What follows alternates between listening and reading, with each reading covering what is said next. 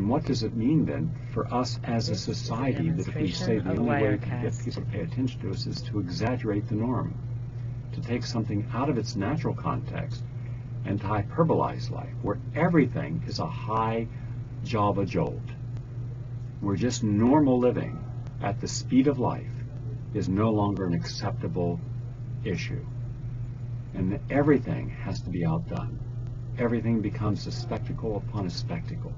The President of the United States got elected after $1 billion on his side was contributed. That it wasn't even his opponent. It is about $70 million for a Senate seat. It's $50 million for a major mayoral seat or governor seat. What does this mean about our democracy? What does it mean about who we pay attention to? What does it mean about who influences us?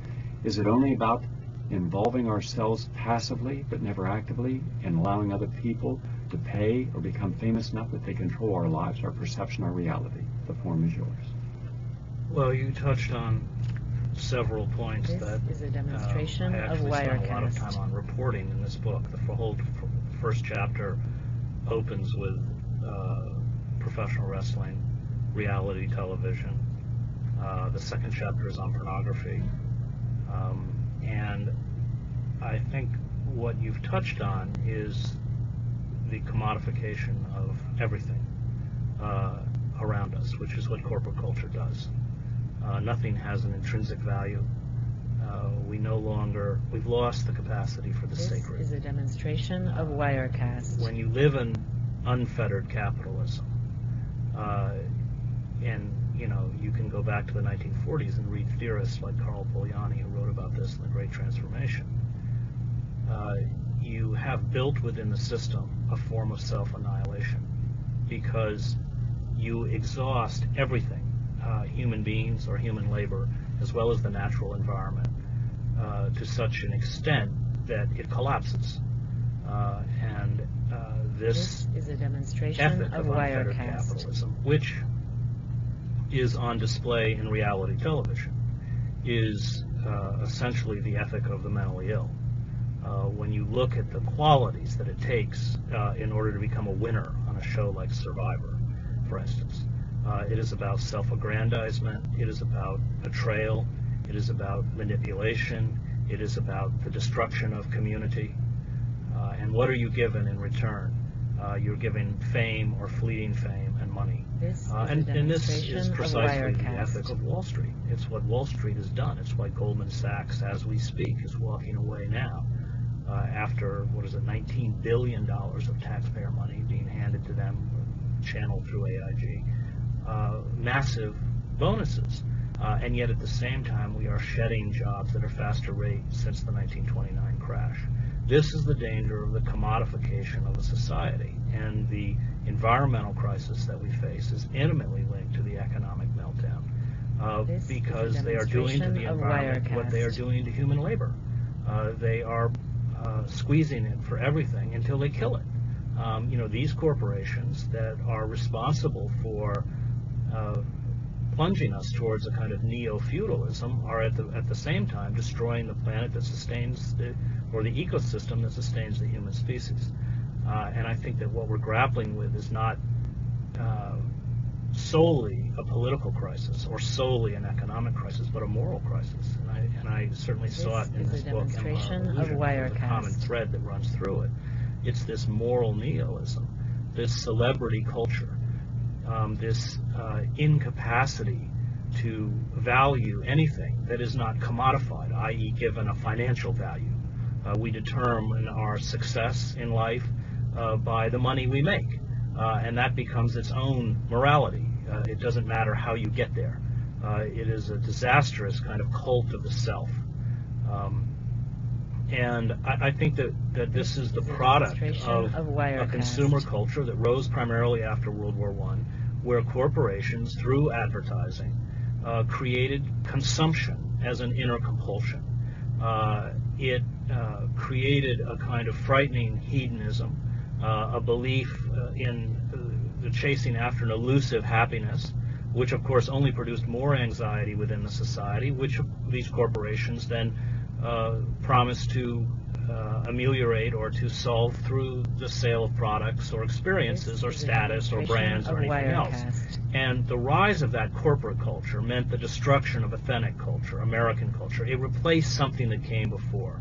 And it replaced old values, values of thrift, values of communitarian experience, values of self-sacrifice, a search for meaning. We live in a culture where meaning is irrelevant. Integrity is irrelevant. It is all about image. It's about presentation. That's what social networking on Facebook, for instance, is largely about. It's about what corporate image making is about. It's about what political image making is about.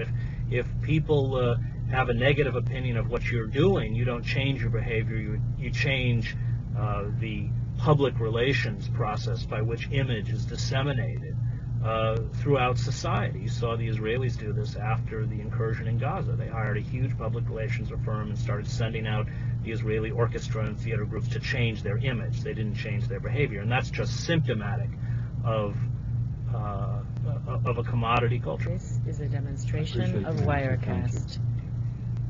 I've had approximately 20 different specials appear on public television stations around the United States, some on the national circuit, others to different stations. One of those was Washington, D.C., and I had done about 5 different programs at that point. And this was on showing what's wrong with our American diet.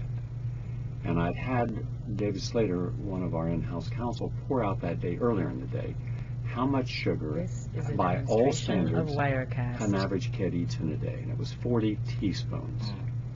And that's actually not how much the average kid eats, because a lot of kids don't eat any, and a lot of kids therefore eat more. But he poured it out. It was in a bag. I put that bag in a box. And then when I was talking on the air, I just poured it out. And I said, this is how much your kid is getting in a day. And then you wonder why the kid's not sleeping at night and not paying attention in class. And here's artificial sweeteners that are known to have adverse effects on the neurons of the brain. And then they've got their cell phone with electromagnetic pulses affecting chromosomes, and they're sitting in front of a television, they're losing their biological clock, they're not getting sleep, they're getting into class in the morning, they're tired, they take the caffeine to get them awake, as much as 800 milligrams of caffeine a day, and yet that kid instantly would be diagnosed with ADD and ADHD, put on a whole pharmaceutical regimen, stigmatized for life. We've got it wrong. Anyhow, the show was accepted, it's successful. Program director came over afterwards and says, very good. You raised a record amount of money for Thursday evening and on prime time. I'll play this about 8 times over the rest of the course of the fund drive. About an hour later, the same program director came over and said, I'm sorry, but I won't be able to play the show anymore. In fact, you won't be back on this station ever again. I said, why? What did I do wrong? You didn't do anything wrong. This is the politics of PBS. Sharon Rockefeller is on the board. She's the head of the board of the local public television station. This is a and she got a call from the Sugar Institute, who was offended by me denigrating sugar, and then Sharon called, and it's done. I can't do anything about it here. And I thought only Channel 13 had that kind of dirty politics, because Channel 13 had Henry Kravitz as his president. And Henry Kravitz, as you may or may not know, is the head of a major corporate buyout firm and owns a tobacco company, RG and Nabisco. And we know that tobacco kills 20 people worldwide each year, and a lot of them in America. So the question is, if you're supposed to be about the public good and the higher evolutionary principles, why would you have people that are tied directly into Sharon Rockefeller, who sits on the board of Pepsi-Cola, a major user of that sugar, the Sugar Institute, connected to her and her bringing pressure, or Henry Kravitz sitting on the board, and yet the public's clueless about this. The people on these boards are generally the power brokers in any given area, whether they're pharmaceutical companies, which they are, but they're not average people. So I accepted that, they don't want me back because unless I compromise, I'm not going to compromise. I'd rather not be on television than not to tell the truth. There's an old Jewish saying, a half-truth is a full lie. If I can't tell the full truth, then I simply will accept that I'm not going to be on that public television station, and that's what it is. Channel 13 is one of the worst. It's all about politics. People don't know any of this. But what